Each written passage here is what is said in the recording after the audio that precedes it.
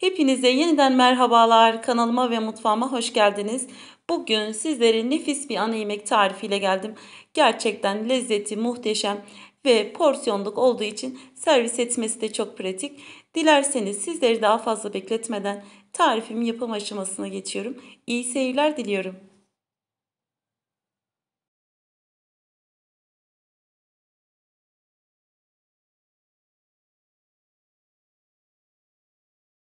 Yemeğimiz için 4 adet büyük boy patatesi yaklaşık 1 kilogram kadar ortadan ikiye bölüyorum.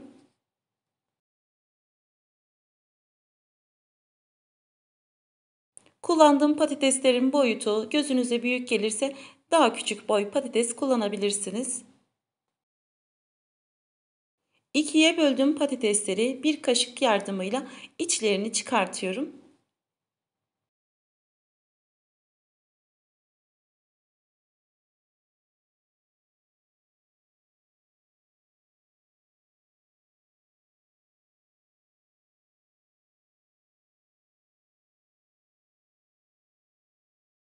Kaşık yardımıyla patatesin içini kolaylıkla pratik bir şekilde oydum ve kayık şeklini veriyorum.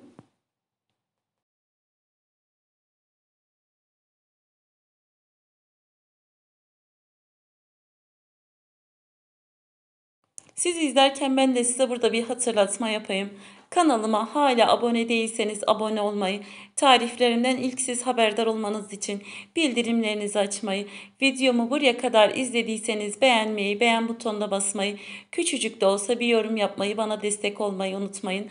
Kanalımın büyümesi, güzel bir yerlere gelmesi için destekleriniz benim için gerçekten çok önemli. Bütün patatesleri aynı şekilde oydum ve içerisinden çıkan patatesi kesinlikle ziyan etmiyorum, atmıyorum. Bu yemeğin yanında mercimek çorbası yaptım. Mercimek çorbasını içerisine rendeleyip koydum.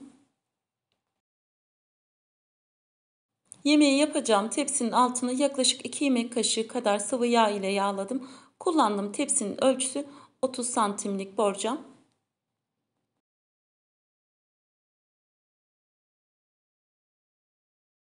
Tepsinin altını yağladım ve ardından patatesleri diziyorum. Ben yuvarlak tepsi kullandım ama tabii ki de siz isterseniz dikdörtgen, kare tepsi de kullanabilirsiniz.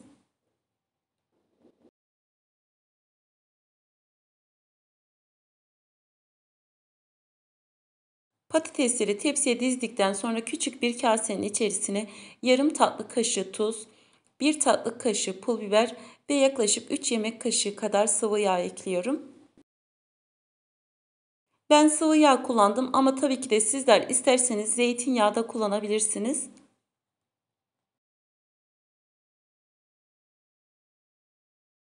Hazırladığım sosu öncelikle fırçayla güzelce karıştırdım ve patateslerin her tarafına gelecek şekilde sürüyorum.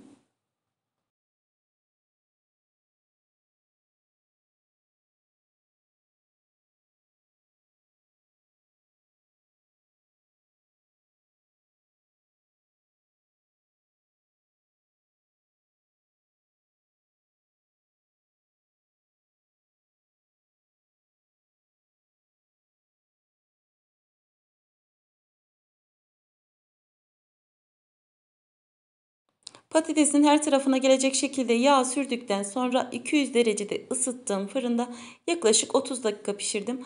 Ama sizler fırınınızın ısısına göre süreyi ayarlayabilirsiniz.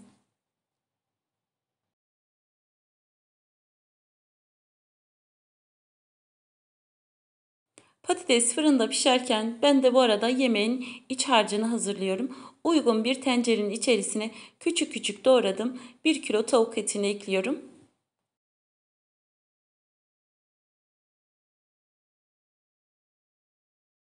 Etler suyunu çekene kadar yüksek ateşte karıştırarak pişiriyorum.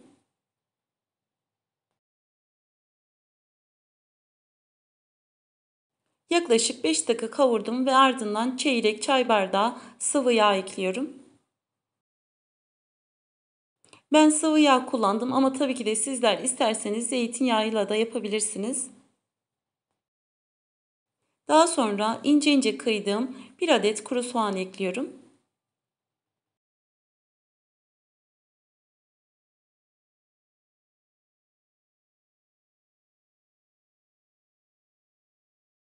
Kuru soğanın ardından doğradığım 1 adet yeşil biber ve 1 adet kapya biberi de ekleyip tekrar kavurmaya devam ediyorum.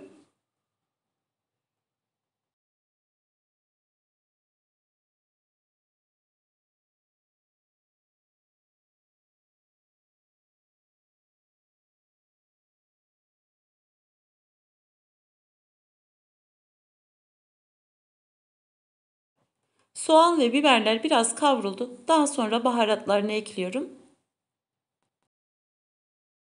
Kullandığım baharatlar: 1 tatlı kaşığı pul biber, 1 çay kaşığı karabiber, 1 çay kaşığı kimyon ve 1 çay kaşığı tuz ekledim. Tuzu ve baharatları kendi damak tadınıza göre ayarlayabilirsiniz. Baharatları ekledikten sonra 1-2 dakika kavurup ocağın altını kapatıyorum.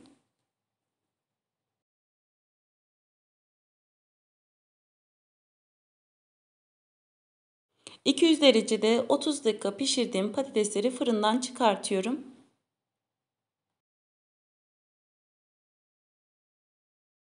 Fırından çıkardığım patateslerin içini hazırladığım iç harcıyla dolduruyorum.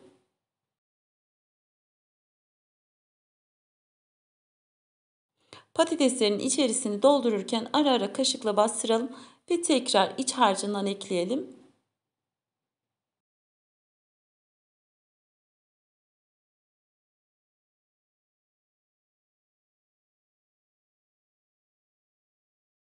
Dediğim gibi ben patatesi 30 dakika pişirdim ama sizler patates dişimize gelmesin, daha çok pişsin istiyorsanız süreyi artırabilirsiniz.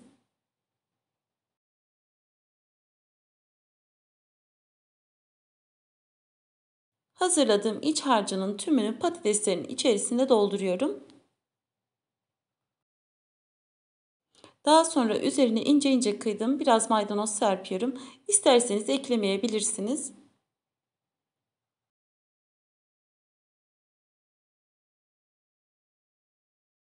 Daha sonra üzerine 100 gram rendelediğim kaşar peynirini ekliyorum.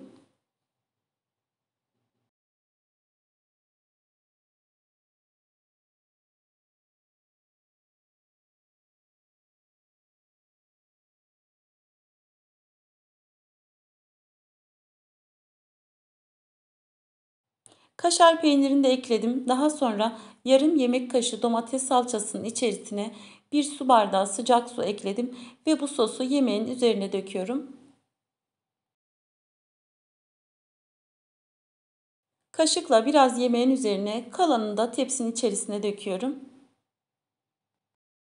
Benim kullandığım domates salçası tuzlu olduğu için tuz eklemedim. Sizin salçanızın tuzu yoksa 1 çay kaşığı tuz ekleyebilirsiniz. Hazırladığım bütün sosu yemeğe döktükten sonra 200 derecede ısıttığım fırında 25 dakika pişiriyorum.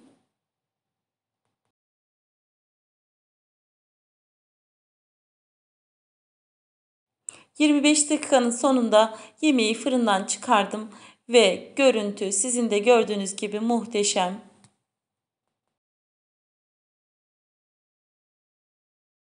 Ve yemeğimizi sıcak sıcak servis edelim. Görüntünün güzelliği kadar tadı da inanılmaz lezzetli.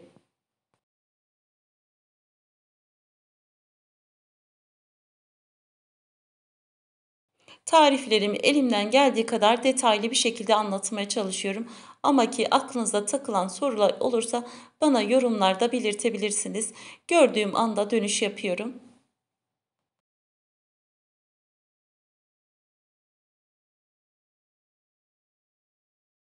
Yemeğimizi servis ederken tepsinin içerisindeki sostan kaşık yardımıyla yemeğimizin üzerine gezdirelim. Lezzetine lezzet katacaktır.